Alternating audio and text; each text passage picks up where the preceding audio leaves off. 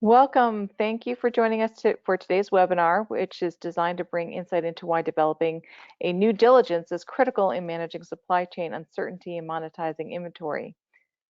Please bear in mind that, time permitting, we will have a question and answer session at the end of the presentation. And now it's my pleasure to introduce to you 4R's President and CEO, Mark Garland. Mark has been in the supply chain industry for over 20 years with a focus on supply chain technologies, particularly within the retail industry. In this webinar, he will bring his real-world perspective to managing supply chains to optimize inventory and profits. Excellent. Thank you, Laura. Appreciate the introduction, and welcome everybody. And thank you for joining me for this webinar to discuss supply chain disruptions, something we're all dealing with today in this current situation. So today, really, I'm going to kind of scratch the surface of the topic of monetizing your number one asset, which obviously is inventory, and kind of the new diligence against supply chain disruptions. However, what I promise is that this isn't just another COVID-19 supply chain disruption presentation, but I will say that we are probably witnessing the largest global supply chain disruption in our time, which has been accelerated, obviously, by the global pandemic.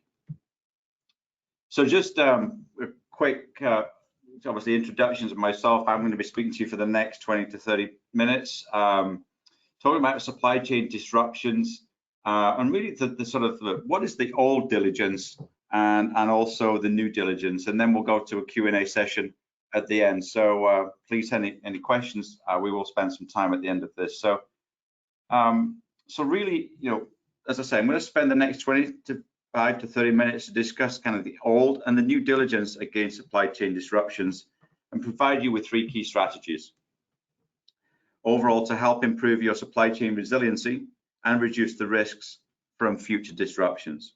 Although we are always dealing with uncertainty and trying to plan for these situations, we can, with some level of certainty, guarantee we will continue to deal with supply chain disruptions on a much more frequent basis. In the worst case, your operations come to a grinding halt, but when you're prepared, you can repair your supply chain network faster, and even better, you might be able to avoid the disruptions in the first place.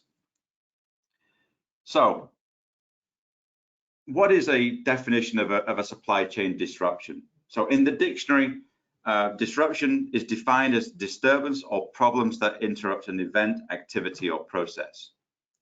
But more specifically, from a supply chain perspective, it is the breakdown in the manufacture, the flow of the goods, and their delivery to the end customers.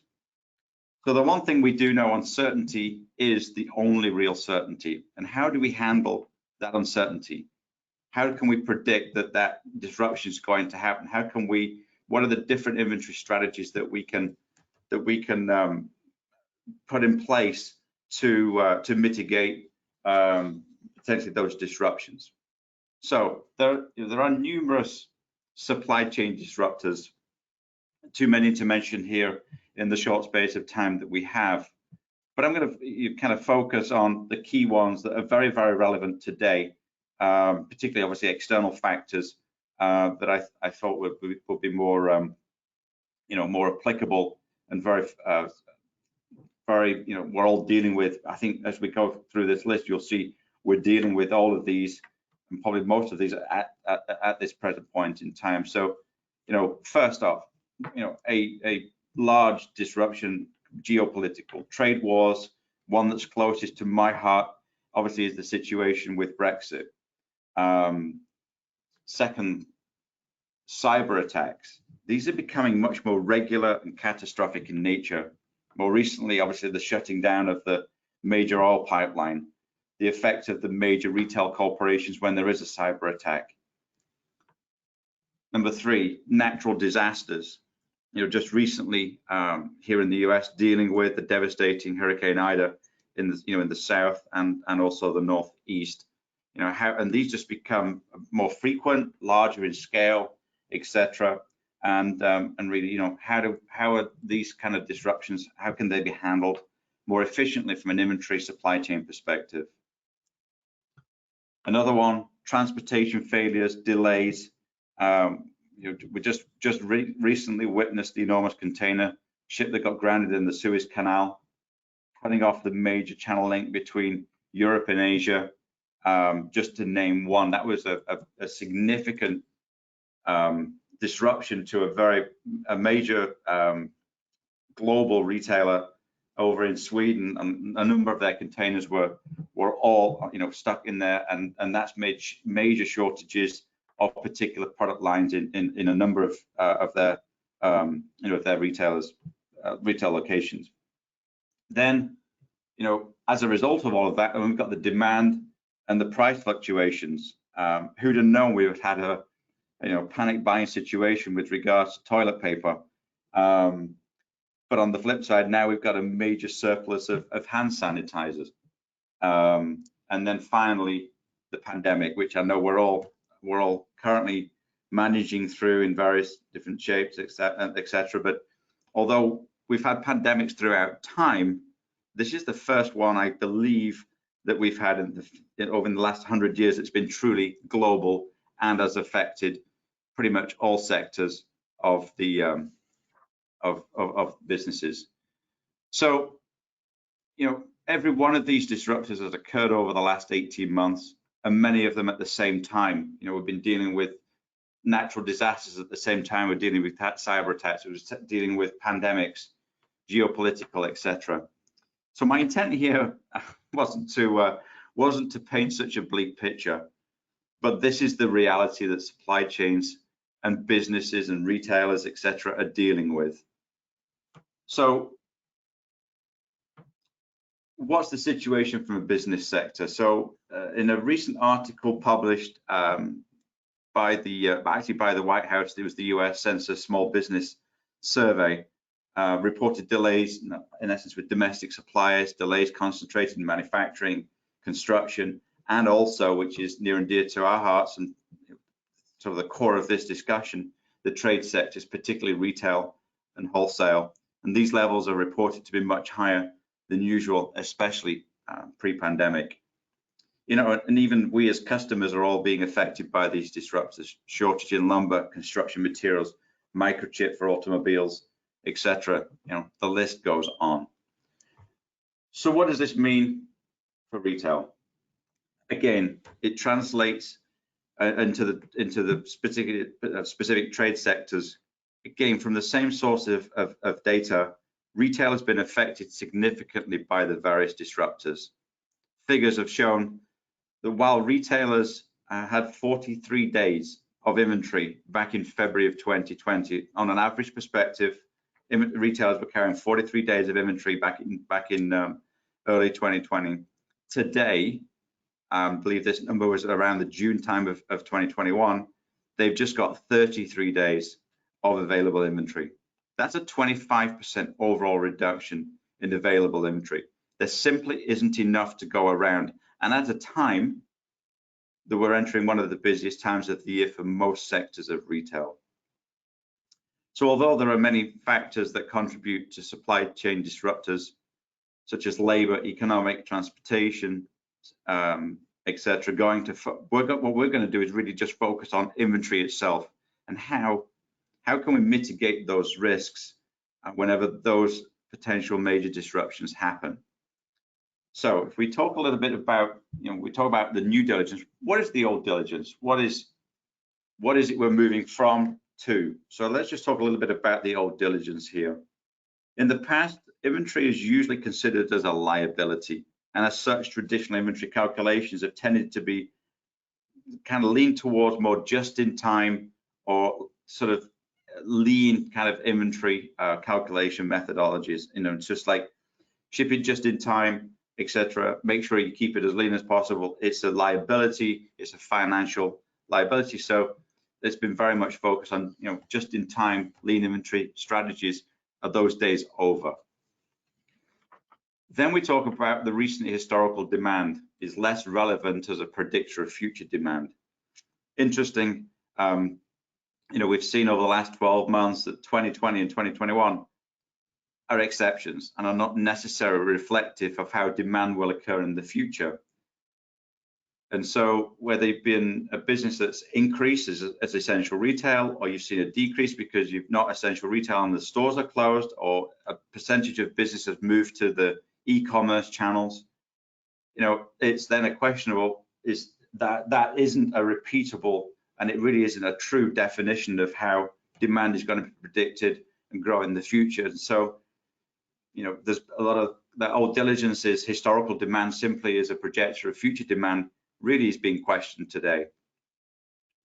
And then finally is, delayed or reactive response to interruptions. They've always existed. However, they are now much more frequent and destructive in nature. And so the delay or the lack of reactive response to such interruptions has seen many companies go bankrupt or close to, as they navigate through some of these complex times.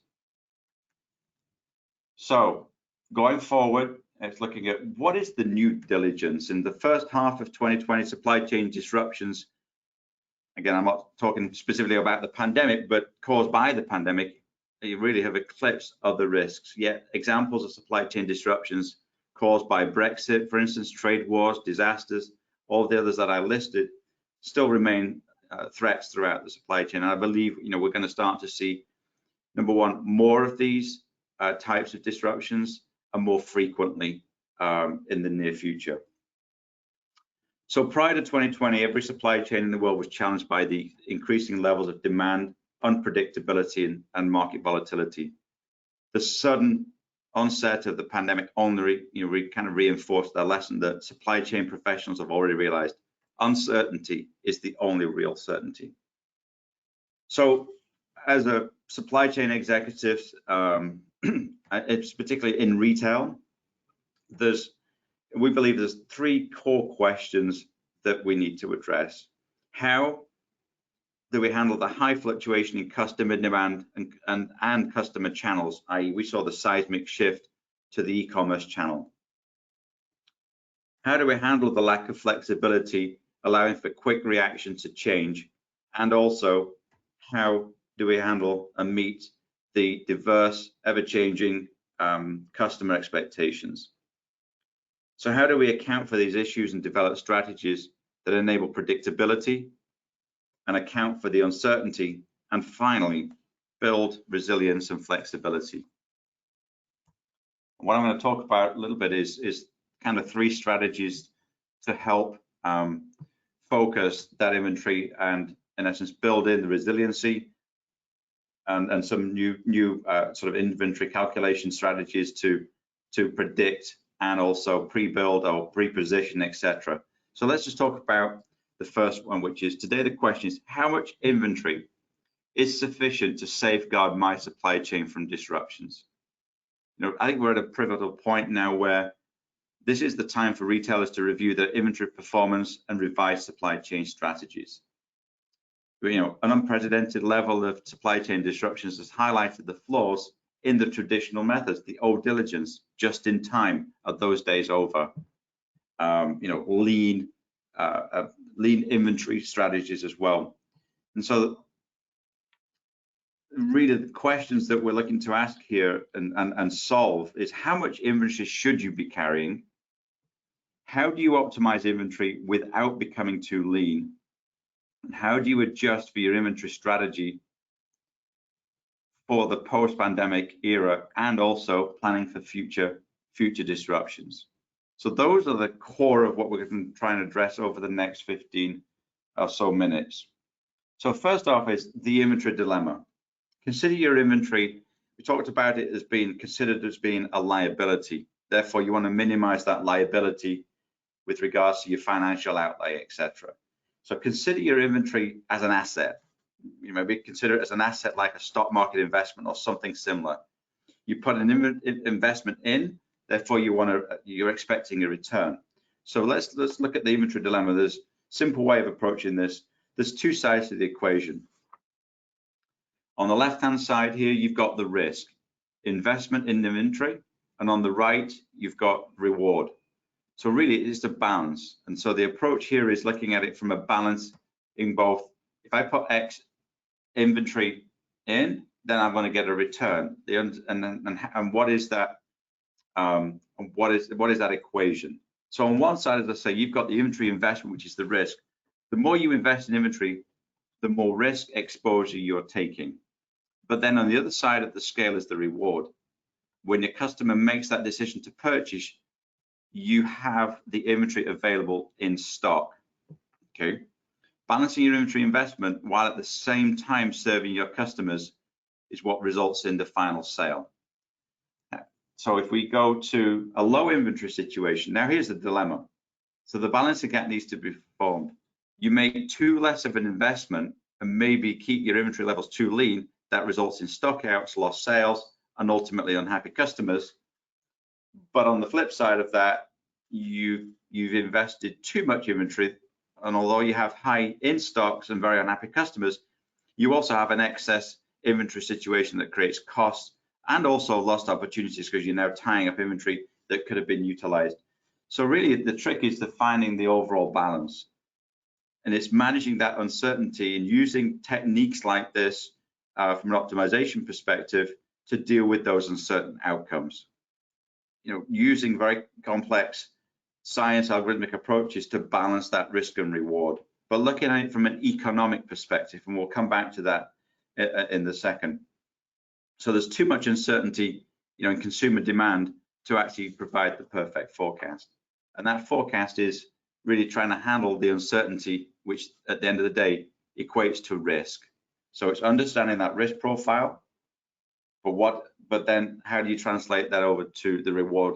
And that's where you really need to link those decisions to economic outcomes, knowing that if I put more inventory in, there's a financial profile. I know that it's got this amount of profit, it's going to return this amount of reward, i.e. from an in-stock perspective and also inventory turns, but it's looking at it from a profitability return perspective. So for most retailers optimizing those decisions using this type of approach, we've seen reducing out of stocks, increasing customer service, and also improving profits by 2% or more. That's a profit improvement. Yes, it does increase sales, but at the end of the day, we're looking at that from a profit lens. Secondly, apologies there. Secondly, then is planning the right amount of inventory. Businesses need to gear up for the supply chains of tomorrow. Maybe as we talked about, the just-in-time replenishment and lean inventories, those days are over. And so they're looking at the inventory strategy needs to meet the new world. So the question becomes, how do we optimize inventory without becoming too lean? And how do we anticipate those disruptions? And also, when they happen, that we're prepared for them. So new inventory management strategies should include planning for disruptions on, like, for instance, key categories. Do I pre-build? Do I pre-position? Not across every single product line, but certain product lines where you may have weakness in your supply chain. You may have risks that you know about, therefore you want to pre-position potentially, or sort of take more of a safety stock more approach versus simply you know, from a lean just-in-time perspective. So the risk of holding that additional inventory, as I said earlier, carries that risk of obsolescence, ties up cash, but at the end of the day that runs counter to the just-in-time replenishment and lean inventories. So balancing those savings weighted against all the costs of disruption, including, like, for instance, lost sales, higher prices for products suddenly in short supply, and the time, effort, and required to actually to secure them. So again, it's that balancing act here of understanding the risk and the reward, building in additional inventories, i.e. safety stock, as I mentioned, for key products, for key categories, tends to be the least cost option when disruptions occur, because you understand the economic of that particular product line, that particular category, you understand its carrying costs, etc., versus the cost of actually going out of stock, lost sales, expensive supply chains because of price fluctuations to get back in stock.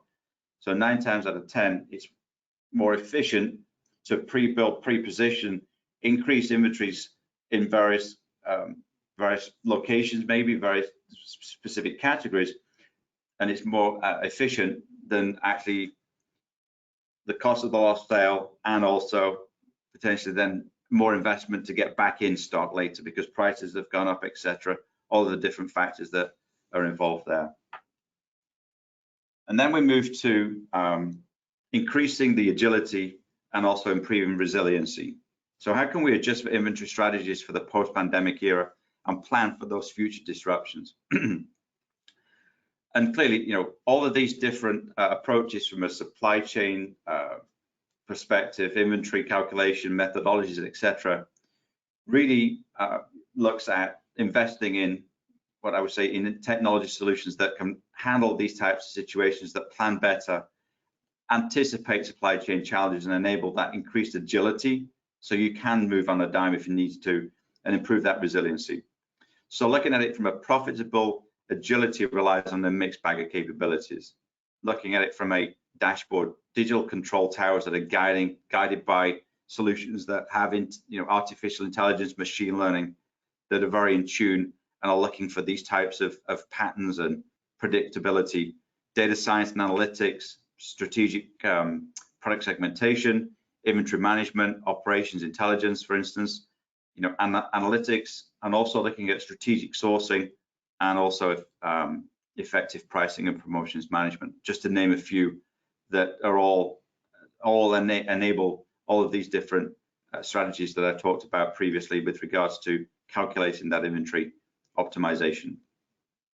As we talked about a little bit earlier, AI and machine learning to create that better and more accurate real-time forecast, sensing those disruptions, predicting based on historical data or projections that this is potentially going to happen. We're seeing potential stockouts, etc., and having that intelligence to make those decisions, whether it be adjust sourcing decisions or optimizing the supply chain execution, and at the same time minimizing both delivery time and costs.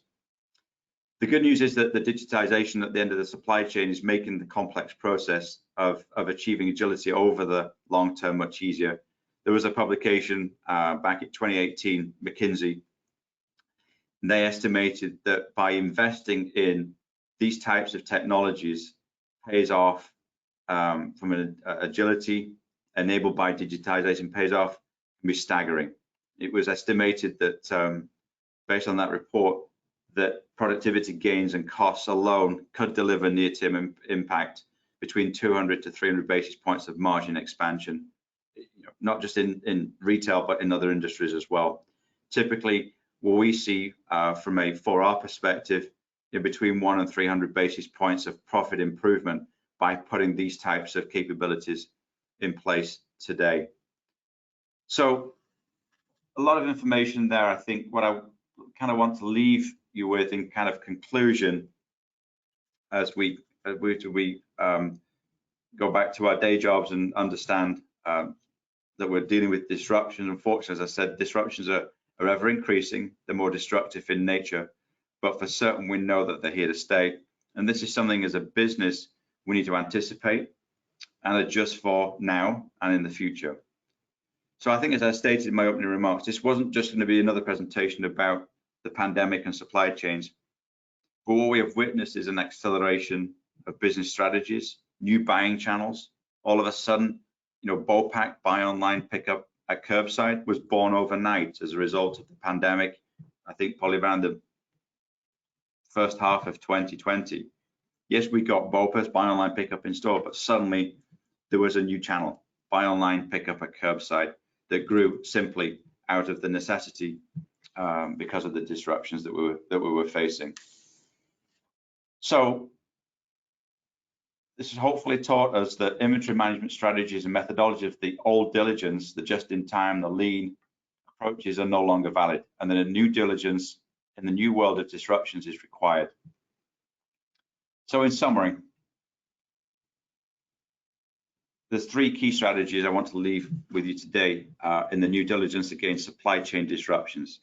Number one is a new approach to inventory optimization, i.e. balancing the risk and the reward that is focused on the economics of the decision, i.e. understanding the financial profile of that particular item. If I put that item in that location, it has a financial return, a reward.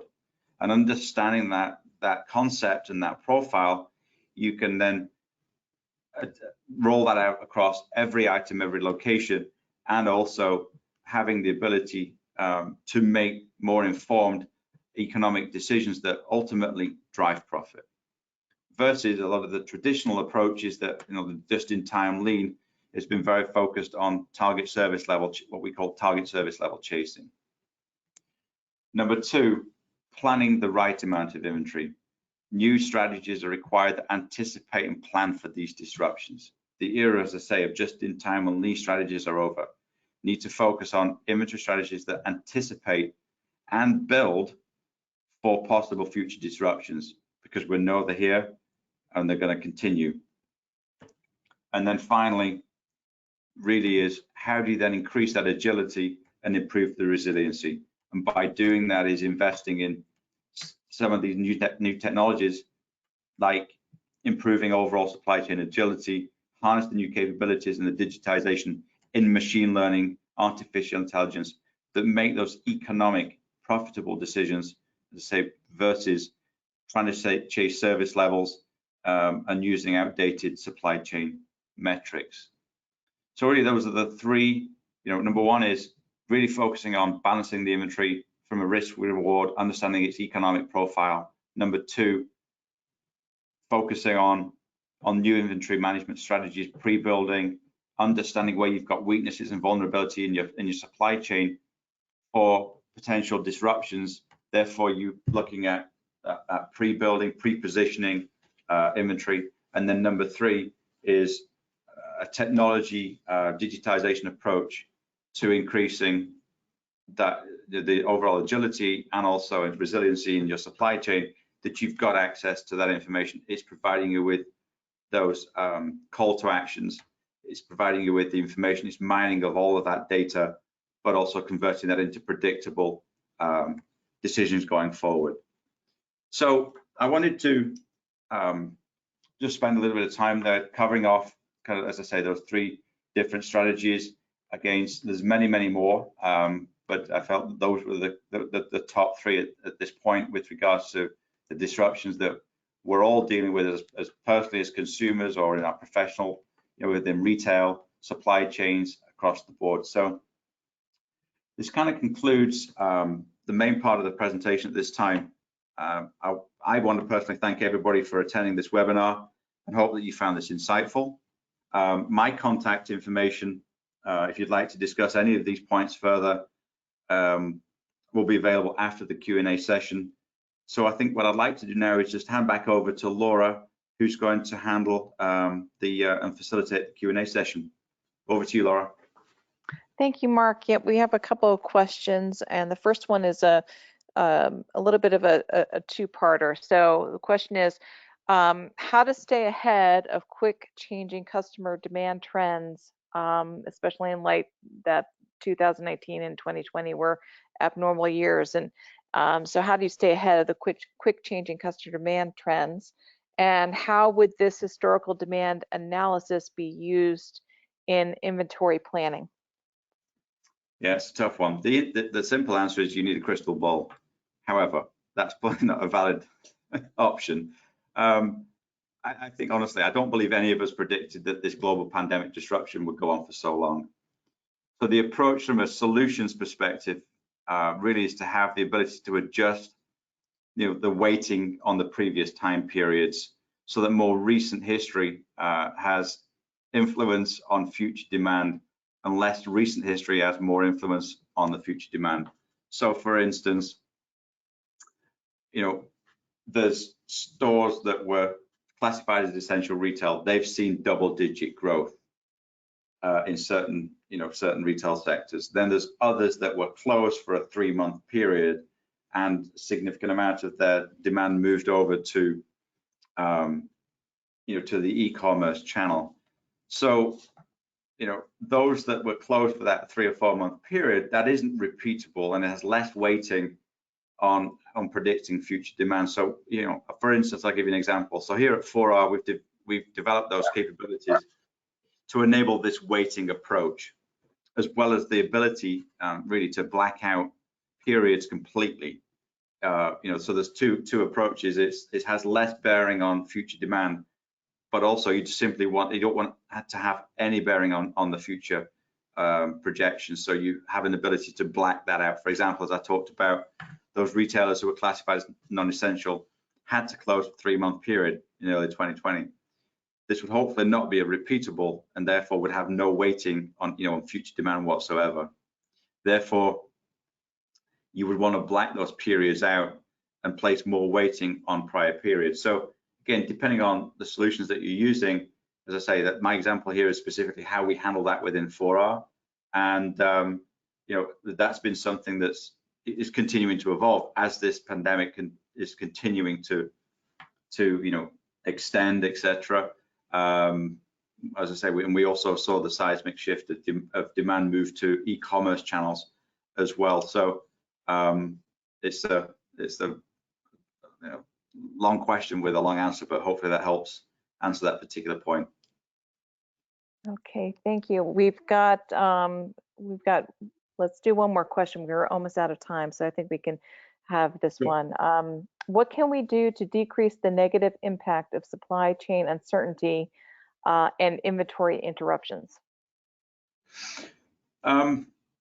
Little bit probably to that second point, that second strategy. So be aware of the supply chain disruption risk and really have a proactive contingency plans in place so that when they happen, you are ready. Obviously, we can't predict or know every single potential disruption, but counter to the old diligence, the new diligence suggests building inventory, creating a strategic stockpile of essential supplies in key categories that can use the business, that can see the business obviously through that period of that disruption. There's a number of other different approaches, for instance, backup suppliers, diversifying your supplier base, etc. But really is when we talk about that just-in-time lean kind of approach, now we're focusing on pre-positioning, preempting potential disruptions, pre-building, whether it be raw materials if you're in the manufacturer vendor space or particularly in retail, holding it also at different nodes in the network, fulfillment centers that could supply into a group of stores, etc. So there's various different approaches, but very much, creating that stockpile, but being very, very strategic about that. That isn't every product across the business that's it's unachievable.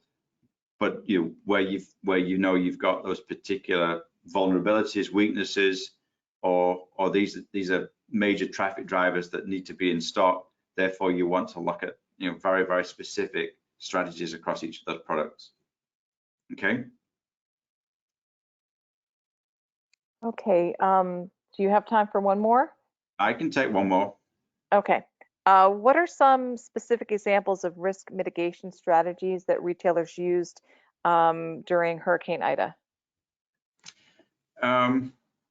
It was a little bit of what we just discussed in the last one. Really was pre-positioning that inventory in strategic locations around the areas that are most affected. We know climate issues are occurring more frequently.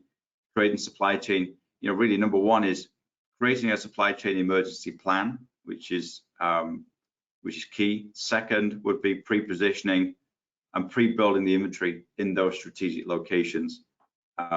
That's what we saw certainly from our client base perspective, where they got various stores, and in some, they're classified as something like essential retail.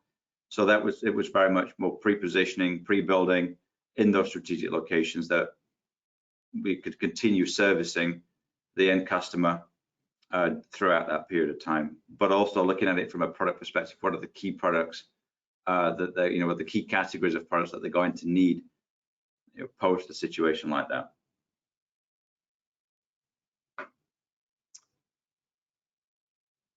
Okay, and so we're out of time now. Mark, would you like to say any parting words? Just hopefully everybody enjoyed this. I think we are going to provide this at some point next week, and Laura will probably give you some more details on that. But my contact information is here. Feel free, reach out to me. My contact information is there. We'd love to have a further conversation or further discussion on this topic. It's something near and dear to my heart, and it's certainly something I know we're all dealing with on a day-to-day basis. So how can we help to mitigate, put plans in place, and optimize that inventory to make sure we can minimize disruptions when disruptions happen. So appreciate the time, everybody, and thank you. Thanks, everybody. You'll receive an email early next week where you can get a link to download a recording or watch online. So thanks again.